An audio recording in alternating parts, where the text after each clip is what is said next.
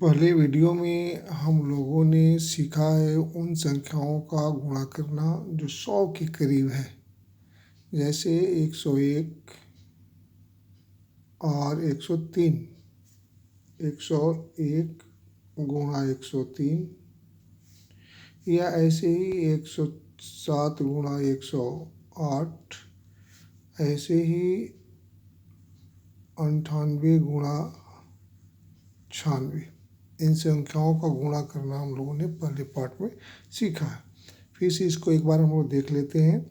ये 100 से 1 अधिक है, इसलिए यहाँ 1 लिखेंगे और यहाँ पर 3 लिखेंगे। 100 से 3 अधिक है, इन दोनों का गुणा करेंगे 3 होगा, मल्टीप्लाई करने पर 3 होगा, और 2 अंकों को लिखना जरूरी इसलिए एक 0 लगा दिए, और इसको इसमें हम जोड़ देंगे, ऐड करेंगे। तो और इस तरह से ये इतना हो गया, इसका गुणनफल हो गया।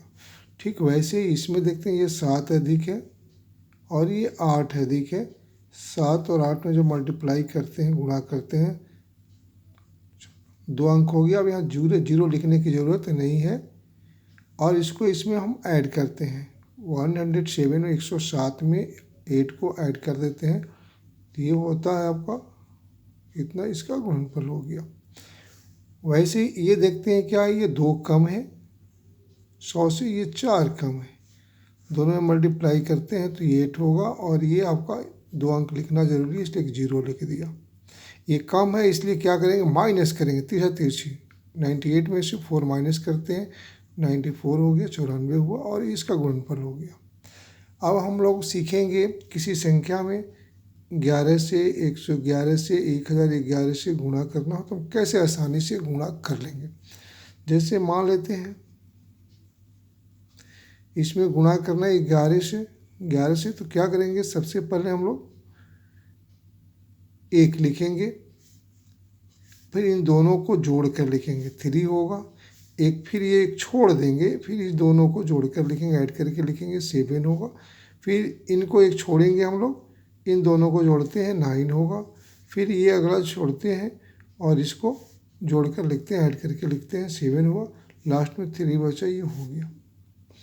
वैसे ही 3 4 5 6 में मल्टीप्लाई करना हो 11 से, तो उस स्थिति में क्या करेंगे, 6 को लिख देंगे हम। यहाँ देखते हैं 6 लिख दिया हम, इन दोनों को ऐड करते हैं तो 11 होता है, 11 होता है।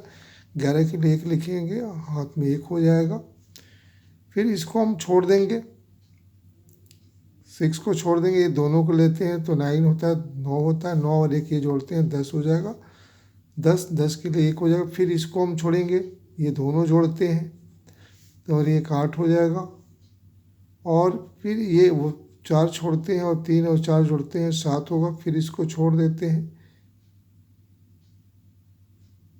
3 और 7 फिर 4 होगा। फिर इसको भी हम छोड़ देंगे तो ये 7 होगा, और लास्ट में 3 होगा। फिर से एक बार समझते हैं, ये 6 लिख दिए हम, 6 और 5 जोड़ते हैं, 11 हो गया, हाथ में 1 होगा। 5 4 9 होगा, 1 हासिल था वो 10 हो जाएगा। 10 के लिए 0 लिखा और हाथ में 1 हो गया। 4 3 7 और 1 8 हो गया। फिर 4 3 जोड़ते हैं, 7 होगा।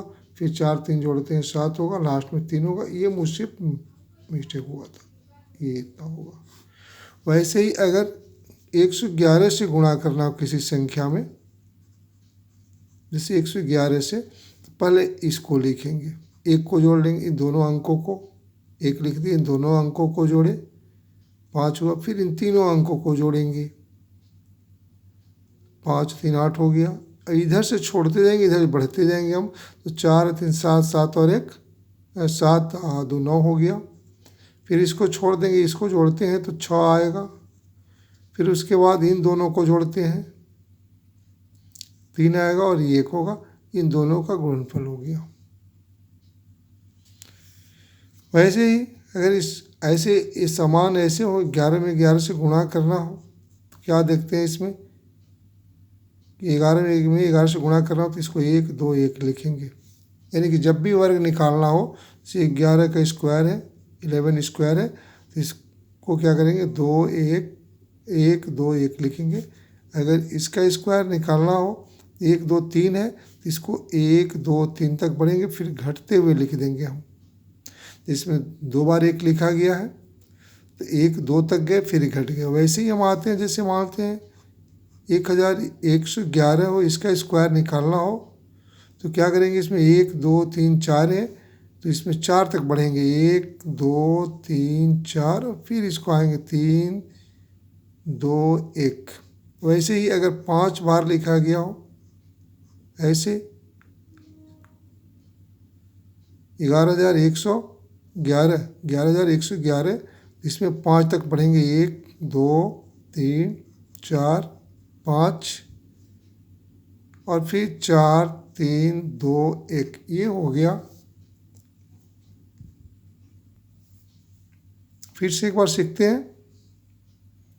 1111 है, इसका अगर वर्ग निकालना हो यानी कि 1111 में गुणा करना हो 1111 में तो ऐसे करेंगे, ये 4 बार है, 1 2 3 4 तक बढ़ेंगे, फिर घटते हुए 3 2 1 हो जाएंगे। वैसे ही इसमें 5 बार 1 लिखा गया यानी कि 11,111 है। इसको हम क्या करेंगे, गुणा करने के लिए 1 2 3 4 5 क्रमागत बढ़ते जाएंगे, फिर घटकर 4 3 2 1 हो जाएगा, गुणनफल प्राप्त हो जाएगा।